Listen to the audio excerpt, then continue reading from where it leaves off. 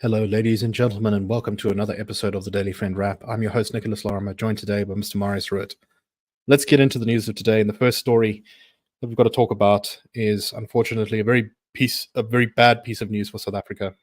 And that is that the Expropriation Bill has passed through the National Council of Provinces. This gives the green light to legislation that will, according to the Institute of Race Relations, strike a death blow to South Africa's chances of economic recovery. It now will go to the President Ramaphosa's desk to be signed into law. He can still veto said legislation, put it back for amendments. But effectively, the main problems with this piece of legislation are that it provides for opportunities for the government to expropriate for nil compensation or without giving you any money whatsoever in cases where the owner's main purpose is to benefit from the appreciation of its market value, or if the owner is, quote, failing to exercise control over it.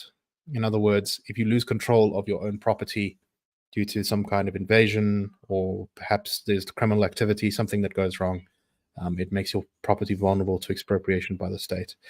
This fight's definitely going to go on. If the president doesn't veto it, it will, I'm sure, go to the courts, because it is not entirely, we believe, in alignment with the Constitution. But Marius, what do you make of this? What are the consequences of passing this piece of legislation? What is it going to do to our economy and our society? Just to one point, just to clarify, it's got to go back to the National Assembly just for concurrence. The NCOP made a couple of small changes. I haven't been able to find exactly what the changes were, but apparently they're not too substantial. So then after that, it'll go to the president. It's not clear that it'll be able to get to the president before the election. I don't think it will.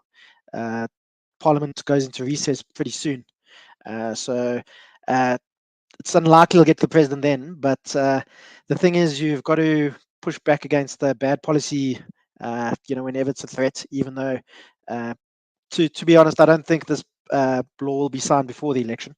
But it's obviously something that the president can use for campaigning. I think it's very similar to the NHI, where the president has been sitting on his desk now for a couple of months and he hasn't done anything about it, because I think he knows that it's a very bad piece of legislation, the NHI, and I'm sure he knows the Expropriation Bill is also a very bad piece of legislation, but he hasn't signed it because he knows then the court challenges and so on will start, and he can now just use it as a kind of a campaign tool.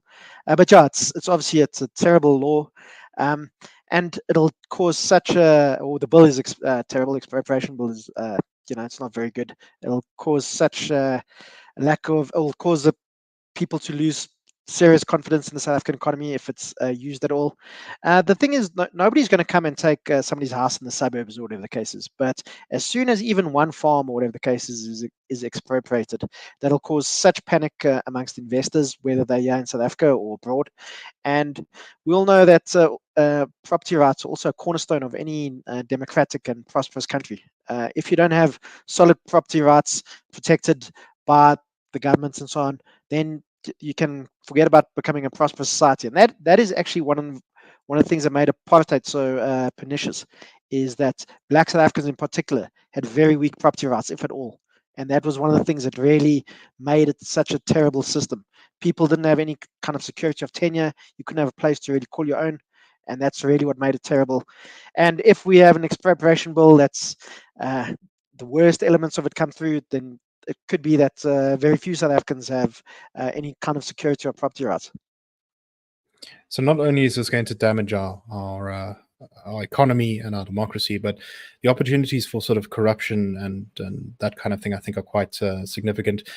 Imagine you've got an area where, let's say, there's a poor community living next to open veld. Suddenly the government has not been able to expropriate that property for a long period of time, but then it manages to get its hands on it, can build something bad there, can terrorize people, saying, we'll expropriate your property unless you pay us money. There'll be all sorts of just opportunities for state abuse and chaos. This is a destructive piece of legislation with almost no equal in our democratic history. So it's very important that this be opposed at every step of the way. With any luck, maybe, I don't know, the National Assembly will amend some of the bad parts of it, or the president will veto it, maybe after the election. But I think Ramaphosa has unfortunately shown a surprising amount of dedication to this policy. I mean, after all, Jacob Zuma didn't even manage to get this through the system in the way that Ramaphosa.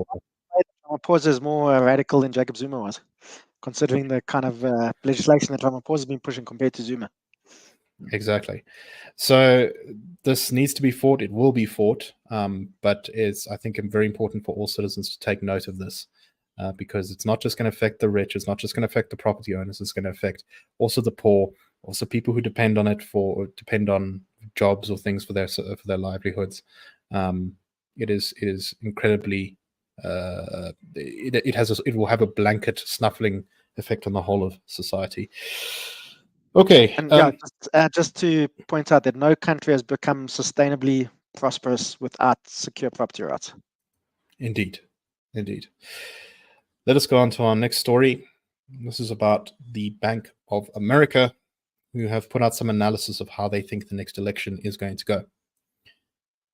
They have found that, in their opinion, an EFF-ANC coalition is unlikely unless Cyril Ramaphosa is removed as ANC leader. And instead, they believe that a DA-ANC coalition is the most likely outcome, and that they also go on to say that this means that there would be a status quo effect in terms of policy. They believe that the balance of probability suggests that with the most likely outcomes of the election, that the ANC is going to be able to continue the course, even if it drops below 50%, much the same as how things have been going. Now, this is interesting for a number of reasons. One is I think it demonstrates the incredible bad consequences of an ANC-DA coalition. If the DA is hoping that it's going to be able to change policy, I think this Bank of America assessment is correct, and that there really won't be that many opportunities to change policy, particularly if the DA is the junior coalition partner. But I'm not entirely sure whether they, are so right about the ANC-EFF coalition not happening.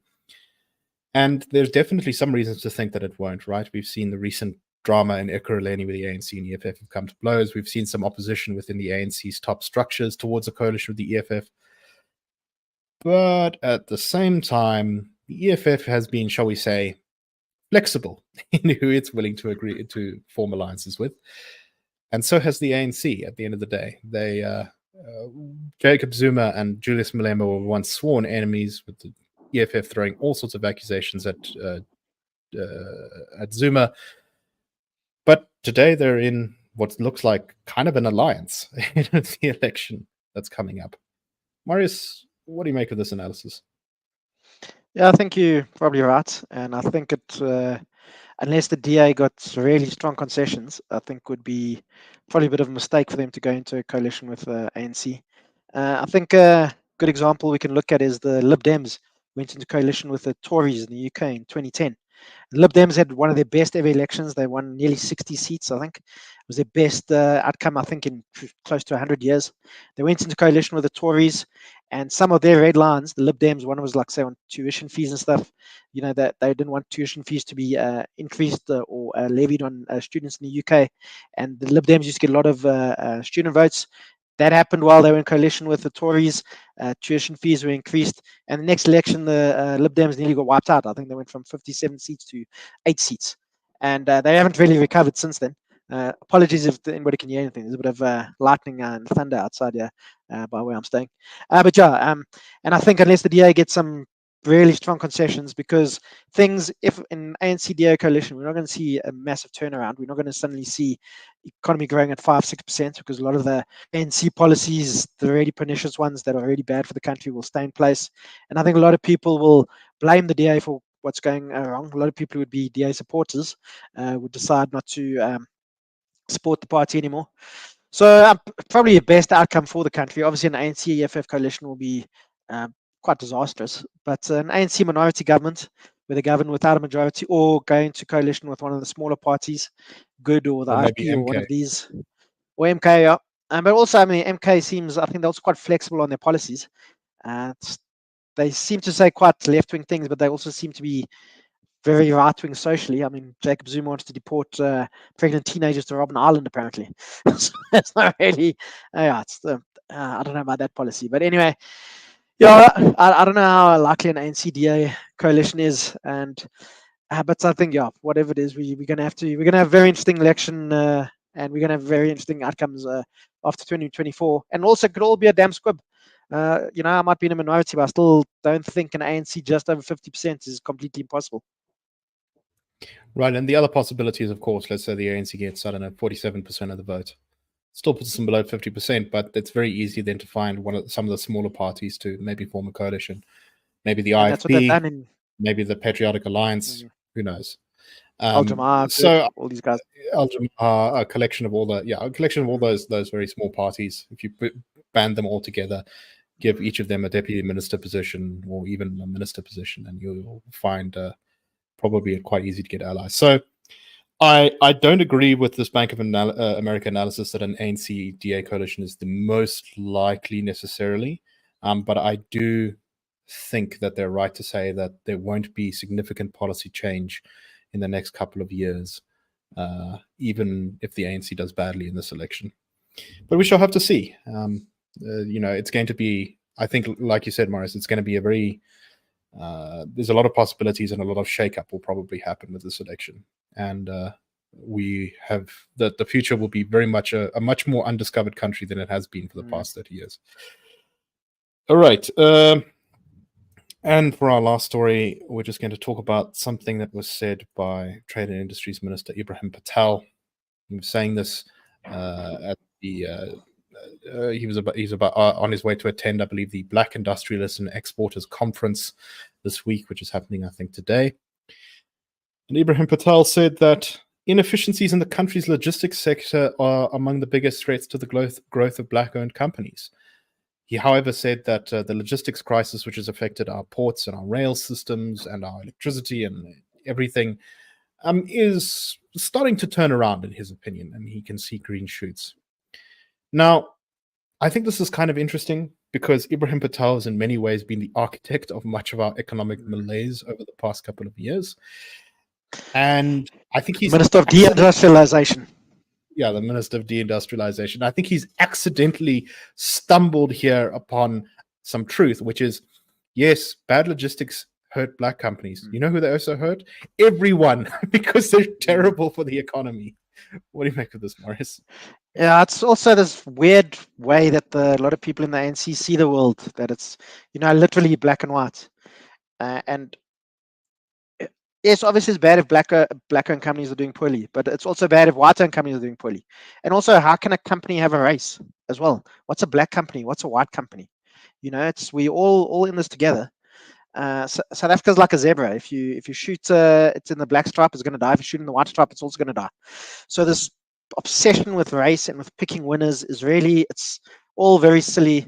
And also, just from the article, it says how red tape is hobbling Black-owned companies. As you said, that's a problem for everybody. And also, Ebrahim Patel is also very good. He does what a lot of people in the ANC talk about, as if they've been in opposition for the past 30 years. We've got all this red tape. What can we do? You guys have been in the government for 30 years. Why don't you guys do something about it? Not just the ANC, but Ebrahim Patel specifically has been the cause of a lot of that red tape. The alternative headline could have been Ebrahim Patel finds out that Ebrahim Patel has a stifled economic growth.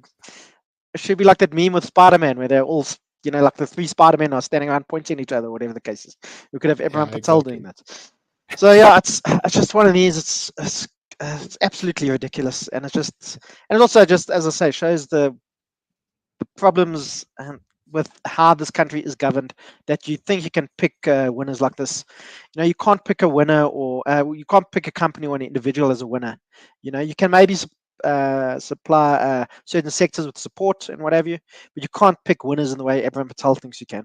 And that's, he's, when it comes down to it, South Africa's industrialization in the last couple of years, you can definitely, large part of that you can lay at his door, I think. Exactly. All right, that's all the time we have for today. We hope you found the show interesting. We will be back on Friday with the Daily Friend Show. I won't be here, but Saragon will be hosting. And I hope you all have a wonderful short week and long weekend if you are indeed taking off Friday as well. Cheers, everyone. That's a wrap.